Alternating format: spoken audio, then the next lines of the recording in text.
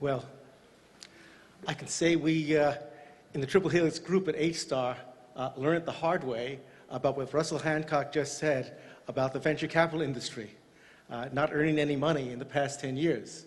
Because our original premise was that we would raise money from the venture capital industry to support this conference and the organization, and we raised not a penny from venture capital. So we were a true startup with zero resources, and so we generated it really out of the social capital that the Triple Helix has generated over the past 2 decades. And so that's how this conference and the group and the organization that we have together came about here and is going through its next steps. So if Silicon Valley is an accident, then that has some pretty severe consequences, theoretically and practically. Because if something is an accident, well, that's it. What can you do? You have to sit there and wait for another accident to happen somewhere in the world. That's evolution, mutations. Do we really want to depend on that? We're human beings, after all. We have the capacity for analysis and collective action. And so therefore, I would reject the accident hypothesis. On the other hand, Silicon Valley certainly wasn't planned top-down. This isn't France. It's the United States. And of course, in the United States, we hide the public role. And we tend, as Russell said, to denigrate it. Nevertheless, it's there in very important and significant ways. So what I wanted to talk about a little bit today, and then maybe open up for questions, is what I'm calling the dialectic between structural homology and cultural specificity. Perhaps there are some things that are essential in structures and that we need, but then other things might not be structural. They might be amenable to happening in different ways, through different cultural formats, through cultural diversity. And so separating what is structural and necessary from what is cultural and amenable to change and happening in different ways, I think is important both to understanding the rise of Silicon Valley, because it did arise in a different way than industries and the economy of the eastern United States. It had a specific trajectory, as James Williams showed us in the earlier debate today. And so Silicon Valley was a greenfield site, and in the east, in Boston, it was a brownfield site. Now, there are commonalities. The great universities, Harvard and MIT, here, the building of new universities was required. But the new universities weren't built on an empty field. There was already the gold rush, the technology associated with mining. That was the basis of industry in this region, which was then developed into engineering schools. But engineering schools which realized they could not be great engineering schools unless they helped to create industry around those schools. And so that's the basis for the university-industry relationships that grew up in Silicon Valley, led by the universities, putting those monies into those startup firms, as was shown, but then also the companies supporting the university, as Christophe Lécuyer showed in his volume on Silicon Valley. It was that interaction between those early companies, Federal Telegraph, sending their people to the university, and their technology to be worked on here, and then the university sending that technology back out. And there may be, you could call some of the things that happened here accidents, but there are accidents with an analytic intention and purpose behind them. For example, the invention of the science park took place here in the early post-war. It was not intended as a science park. Frederick Terman, key administrator here at this university, was trying to leverage the university's private land grant that we're sitting on here into revenue for the university in order to build up its faculty of what was a very modest teaching university with a small research base at that time. And so he saw that industry was moving out of San Francisco. And so he said, let's take some of the university land and lease it to companies moving out of San Francisco. Well, as it happened, the companies moving from San Francisco didn't really want to move quite that far. So they didn't come to the park that Stanford had established. But who did come? It was companies that had grown out of the university, like Varian and others, and Hewlett-Packard. These were the first tenants of the Stanford Park. And Terman noted who the tenants were, and he realized that he had a very specific phenomenon taking place, that the firm formation taking place from the university wanted to stay in close contact with the university. And so he created the model for the Science Park and said, this is now the requirement for admission to the Stanford Research Park. You had to be research related in your business activity. You have to want to keep a close relationship to the university. If you look at the rules of the International Association of Science Parks, these are precisely the rules and requirements of the association. Does the leadership of that association based in Malaga have a clue as to where this came from? As far as they know, it's always been there as the basic notion of a science park. But it was invented here in what became Silicon Valley, and part of its invention, but it was not entirely an accidental invention. It was a means to grow the university, and then realizing that the university's strength was based on this interaction with industry, that the university itself had played a key role in creation. And therefore, that could and would be built upon, formalized, and expanded upon.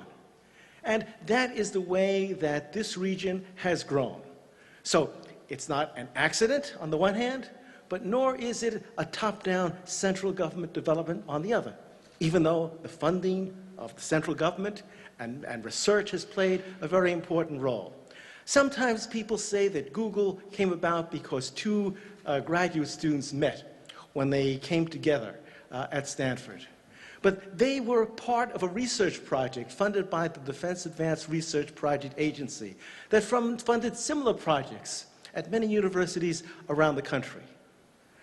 But it was here at Stanford that a research project grew into a large firm, and that didn't happen in other places where equally good ideas have come forth.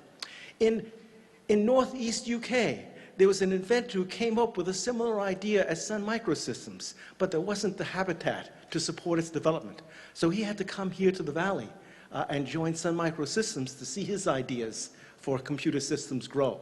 And so it does have a specificity, but it also has some structural properties which can be analyzed and reinvented elsewhere. And so this is not a one-off event, I would hold. And so with the, so what is Silicon Valley today? I call it an entrepot-dak. I get the term from Amsterdam, where there's a street called Entrepot-dak. It was a place where the ships from the East Indies companies landed with their spices and then distributed them, bringing these goods from all over the world. At this point in time, Silicon Valley is an attractor of technologies from all over the world. My friends from Siberia are here, and there are also companies here representing Siberian technology from the mathematicians in that region, 3D technologies. So they are now coming here from all over the world. So it's both a marketer of the world's technologies as well as a generator of new technologies. So, is there room in the world for more than one Silicon Valley? I would say yes, but it's not going to happen by accident, but it will be happening because there will be regions which analyze how this came about, and not only Silicon Valley, but also other technology regions which have grown up in different ways, out of brownfield sites, as in Boston, where MIT was founded in order to infuse new technology into existing industries. And so one lesson to learn from this process is not to throw away the previous technologies and industries. Sometimes that's necessary, but other times they may be built upon, new technologies infused into them. In Newcastle, where I spent some years, they threw away the old industries for the most part, including blowing up Newcastle Brown Ale Brewery, rather than make it into a tourist attraction, as Dublin did with Guinness.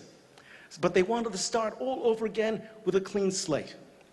In reality, what they have now found is that they couldn't get critical mass in stem cells or molecular modeling in these new areas that they're investing in. But I'm going to skip over some things. So building upon previous strengths. But what they have found is that they can go back to their heavy engineering and coal technologies. And I'm pleased to say that with an innovation that we proposed to them from the triple helix model to link university and industry, the professor of practice, to hire into the university successful academic entrepreneurs who are now in companies, but not to bring them in full-time, half-time, so that they stay in the company. One of these professors of practice that was brought into Newcastle University became the link between clean coal technology, which they're trying to develop, whether it's real or not, technically is another matter. But the professor of practice who had links to the financial industry in London became the key interlocutor to bringing in a £300 million investment into the region. The professor of practice, having a foot in both worlds, was able to play that linking role. So the point here is that we can analyze. We can analyze our regional situations, our national situations, our local situations, find out what the gaps are, and fill those gaps. Those gaps will be different in different places. In the late 19th century in Boston, the gap was new technology for the existing mechanical industries. And so a new university was created, MIT, to fill that gap. In Silicon Valley in the 90s, the gap was lack of connection between the potential partners in order to develop new ideas to renew the valley. And so a respected business leader called together the local governments, the companies, and the universities. And they held brainstorming sessions, open meetings where people would come and they would say their ideas. So using the venture capital model, they focused on what would be the next possible potential technology to develop. And they hit on networking as the area to promote. And that became the basis for the next wave of Silicon Valley. But it was not a wave that took place through just an accidental flow of water. It was through a leadership, the